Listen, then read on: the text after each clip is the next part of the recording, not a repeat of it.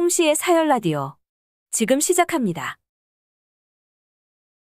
안녕하세요. 결혼 10년 차, 사내 아이를 키우고 있는 40대 여자입니다. 사연 즐겨 듣고 있는데 아들 차별하는 시어머니 얘기가 많더라고요. 하지만 저희 시어머니 같은 분은 들어본 적 없으실 거예요. 저희 시어머니는 정말 비정상적으로 아들에 집착하세요. 그나마 다행인 건 남편은 철저하게 제 편이어서 시댁하고 연 끊고 산 지 벌써 9년이나 되었습니다. 저 때문에 본인 가족을 등지고 사는 것 같아서 가끔은 미안할 때도 있지만 남편은 항상 제 편에서 얘기해줍니다. 그 집은 다 정신병자라고요. 남편과 처음 만났을 때까지만 해도 남편네 가족은 화목해 보였어요. 아주버님이 업계에서 나름 인정받는 회사를 운영하고 계셨기에 시댁에 금전적인 문제도 없어 보였고요.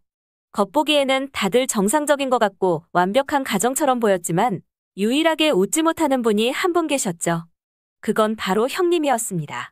심정이 저도 이해가 안 가는 건 아니에요. 시댁 식구들은 이상하다 싶을 정도로 아들에 집착을 하세요. 한 달에 한 번씩 시댁에서 다 같이 모이는데 아들을 낳아야 한다고 계속 세뇌를 시키더라고요. 우리 집 봐라 아들 낳았더니 이렇게 가세가 살아나지 않냐면서 계속해서 장손, 아들 타령을 하시더라고요. 저는 그래도 멘탈이 좀 센 편이라 시댁에서 아무리 그렇게 떠들어도 한 귀로 듣고 한 귀로 흘리는 편이었습니다. 그에 반해 형님은 시댁에서 아들 타령을 들을 때마다 시선이 불안하고 동공이 떨리고 누가 봐도 긴장한 모습을 보였죠. 시골리기 전에도 인사드리러 가끔 놀러가면 시어머니는 제 손금을 봐주신다면서 한참을 쪼물딱거리고서는 한다는 얘기가 아들 잘 낳게 생겼다고 하시더라고요. 손가락 마디가 굵직굵직하다며 애 잘 낳게 생겼다며 손가락이 길쭉한 게 아들 낳을 손이라는데 살다가 이런 얘기는 처음 들어봤습니다. 그렇게 시간이 지나서 별일 없이 결혼을 해서 신혼생활을 시작했습니다. 시어머니는 그냥 제가 마음에 들었던 건지 아니면 다른 의도가 있었는지는 모르겠지만 몸에 좋은 거라며 이것저것 엄청 가져다 주시더라고요. 근데 그동안의 시어머님의 행보로 미루어 보았을 때 손자 낳아달라고 그러시는 듯 합니다. 하지만 남편과 저는 우리 명의로 집 한 채 얻으면 그때 아이 갖기로 했습니다. 아이가 학교 다니면서 이 동네 저 동네 이사 다니는 건 원치 않았거든요. 문제는 시어머니께서 일주일에 한 번꼴로 전화를 하신다는 거예요. 전화해서 항상 좋은 소식 없냐고 하시는데 그 좋은 소식이 제가 회사에서 인센티브 받은 내용은 아닐 거잖아요. 한동안은 그런 전화 오더라도 받아서 형식적으로 대답했습니다. 하지만 어느 순간부터는 너무 지치더라고요. 그러다가 시아버지 생신날이었나 다 같이 모여서 밥을 한번 먹게 되었습니다. 그날 가족 식사도 시어머니의 손주 타령으로 시작해서 손주 타령으로 끝났습니다. 저는 더 이상은 못 견디겠다 싶어서 말씀드렸어요. 저희 부부는 지금 애 낳을 처지도 아니고 돈부터 모아서 아이 가질 거라고요. 다들 놀란토끼 눈을 하고 저희 부부를 바라보더라고요. 마치 큰며느리 시달리는 거 봤으면 당연히 제가 빨리 아이 가져야겠다고 생각이라도 하기를 바란 것처럼요.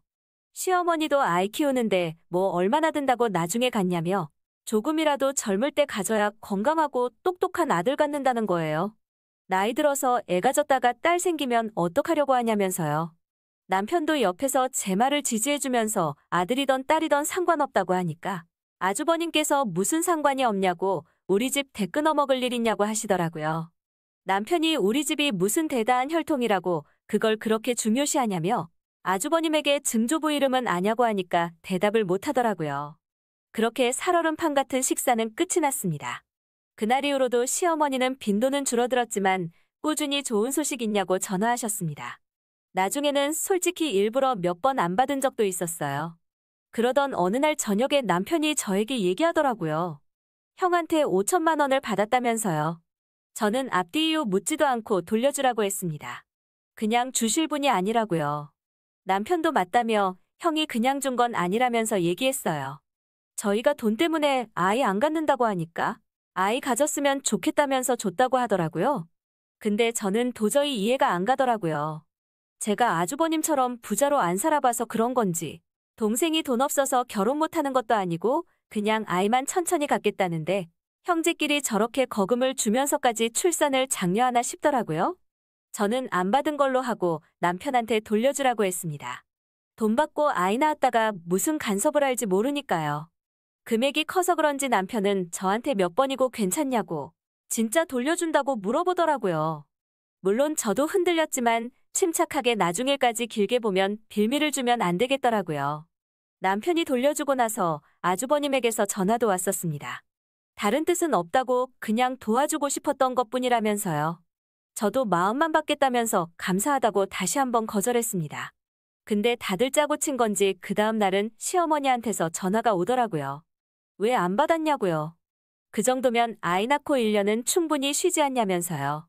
시어머니는 저한테 세상 뜻대로 되는 거 없다면서 남이 도와준다고 하면 받을 줄도 알아야 된다고 하시더라고요.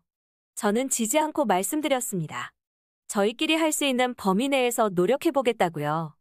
이 정도면 확실히 못 박았다고 생각했습니다. 아마 남편이 무조건 제 말을 따르니까 저를 공략해야겠다 싶어서 다들 저한테 전화하는 듯 했어요. 짧은 시간이지만 그동안 봐온 아주버님과 시부모님이라면 어떠한 명분도 주지 않는 게 좋다고 생각했으니까요. 그렇게 시부모님의 출산에 대한 압박을 버티며 남편과 부지런히 저축하던 중에 운 좋게 30년을 바라보는 주공아파트 급매를 하나 찾았습니다. 매도하시는 분은 급전이 필요하시다면서 싸게 내놨다고 하는데 남편이랑 저랑 아무리 봐도 흠잡을 게 없어서 다른 사람이 가져가기 전에 계약을 했습니다. 허름하긴 해도 드디어 저희 집이 생겼다는 게 너무 기분이 좋더라고요. 퇴근하고 매일같이 시간 내서 남편이랑 셀프로 인테리어도 하고 제일 작은 방은 아이방으로 쓰려고 특별히 더 공들여서 꾸몄습니다. 그렇게 오랜 시간 공들여서 겉은 여전히 오래된 아파트지만 속은 신축 같은 저희 보금자리를 완성하게 되었습니다. 그리고 몇 주 지나지 않아서 집들이 겸 시댁 식구들을 초대했을 때였습니다. 시어머니께서 집에 가시기 전에 조용히 제 손에 봉투 하나를 건네주시면서 매트리스 밑에 넣어두라고 하시는데 열어보니 부적이더라고요. 아들 낳는 부적이라며 자꾸 꺼내보면 기 빠지니까 얼른 넣어두라고 하셨어요. 사실 저는 미신 같은 거 잘 안 믿어서 너무 찝찝하더라고요. 그래도 좋은 게 좋은 거니까 받아서 넣은 척만 했습니다. 여기서 참 재밌는 게 시어머니가 만들어준 아들 낳는 부적이라고 당근마켓에 올리니까 잘 팔리더라고요. 그리고 얼마 지나지 않아서 난임으로 고생하던 아주버님 댁은 결국 시험관으로 임신하는 데 성공을 했습니다. 문제는 성별이었죠. 아들이어야 한다면서 시어머니의 압박이 시작되었습니다. 비슷한 시기에 저도 아이를 갖게 되었는데 일부러 시댁에 알리지 않았습니다.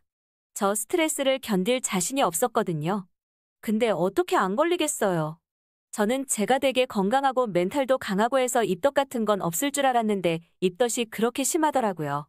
그래도 집에서는 제가 먹고 싶은 것만 먹으니까 입덧이 심한 줄 몰랐는데 시댁에 한번 밥 먹으러 갔다가 음식 냄새 맡으니까 정말 토할 것 같더라고요. 그렇게 허무하게 제 비밀 임신은 끝이 났습니다. 그날부터 아이 성별 나올 때까지 어찌나 쪼아대시던지요. 근데 문제는 몇 주 후였습니다. 아주버님네 태아 성별이 딸이라더군요. 근데 저희 집은 아들이었거든요. 아주버님이 얼마나 잘 벌고 생활비를 얼마를 주는지는 몰라도 저는 딸 임신했다고 저렇게 쪼아대면 바로 이혼할 것 같은데 형님도 참 대단하다는 생각이 들더라고요. 그래도 난 아들이라 다행이다 생각하고 있는데 이제는 왜 차남이 아들이냐며 아쉽다는 소리를 계속 하시더라고요. 그러더니 저한테 충격적인 제안을 하시더라고요. 집에서 쉬면서 몸조리 좀 하라는 뜻에서 1억 줄 테니까 아주버님네랑 애 바꾸면 어떠냐고요. 저는 제가 잘못 들은 줄 알았어요. 남편도 어디서 뭘 보고 다니길래 그런 소리라냐며 화를 냈어요. 시어머니는 저희에게 그냥 해본 소리라며 어떻게 애를 바꾸냐고 누가 그런 미친 짓을 하냐고 농담도 못하냐고 하시더라고요. 저희도 그때는 아무리 아들에 집착해도 설마 그런 사람이 어디 있겠냐며 농담이겠지 하고 넘겼습니다. 그때 이후로는 시어머니도 제 앞에서 말을 많이 아끼시는 것 같았어요.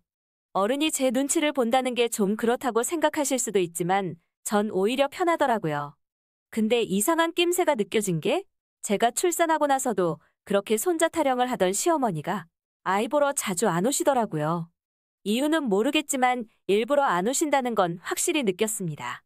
저야 뭐 나쁠 건 없으니까 별말 안 하고 지냈습니다. 그렇게 6개월쯤 지나서 추석이었습니다. 추석이라고 특별히 제사를 지내는 건 아니었지만 다 같이 모여서 밥을 먹었어요. 그날따라 시어머니는 저희 아들한테 눈길도 안 주더라고요. 하지만 식사 마치고 일이 벌어졌습니다. 저한테 아무것도 시킨 적 없으셨던 시어머니가 그날은 설거지 좀 해달라고 하시더라고요. 못할 거야 없으니까 부지런히 그릇을 닦았습니다. 근데 느낌이 이상해서 고무장갑 벗고 아이들 재워둔 방에 들어가 보니 형님네 애기만 있고 우리 아들이 사라졌더라고요. 형님도 같이 사라졌고요. 다급하게 남편한테 형님이랑 애랑 같이 없어졌다고 얘기하니까 아주버님이 현관을 막아서면서 잠깐만 얘기 좀 들어보라며 쇼핑백을 하나 건네더라고요.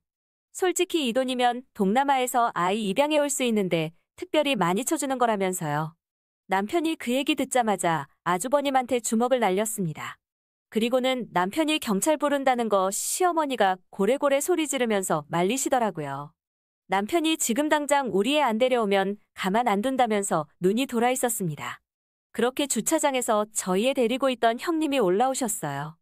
형님은 올라오자마자 저한테 아이를 안겨주고 무릎 꿇고 빌더라고요. 자기가 원해서 한 거 아니라고 시어머니가 시켰다면서요. 형님도 더 이상 못 견디겠다면서 아들 못 낳는 게 본인 잘못도 아니고 이렇게는 못 살겠다며 그 자리에서 이혼하자고 외치시고는 저희랑 같이 시댁을 박차고 나왔습니다. 근데 남편이 다시 들어가서는 현금 다발 들어있는 쇼핑백을 들고 나오더라고요. 재수없게 왜 가지고 왔냐니까 자기가 정신적으로 받은 충격에 대해서 보상받아야겠다네요. 형님 얘기를 들어보니 친정어머님 항암 치료 비용부터 동생 장가까지 금전적으로 도움을 많이 받았더라고요. 근데 아들 못 가졌다고 중죄라도 지은 것처럼 매일같이 혼나다 보니 오늘 같은 짓을 저지르고 말았다며 미안하다고 용서하지 말라고 하더라고요. 저희가 신고라도 할까봐 조마조마하셨는지 한동안은 줄기차게 연락하시더니 몇 달 지나니까 연락도 없더라고요. 지금도 가끔 형님이랑 연락하는데 양육권은 아주버님한테 넘기고 있었던 일 다 묻어두는 조건으로 위자료를 꽤 청구하셨다고 하네요.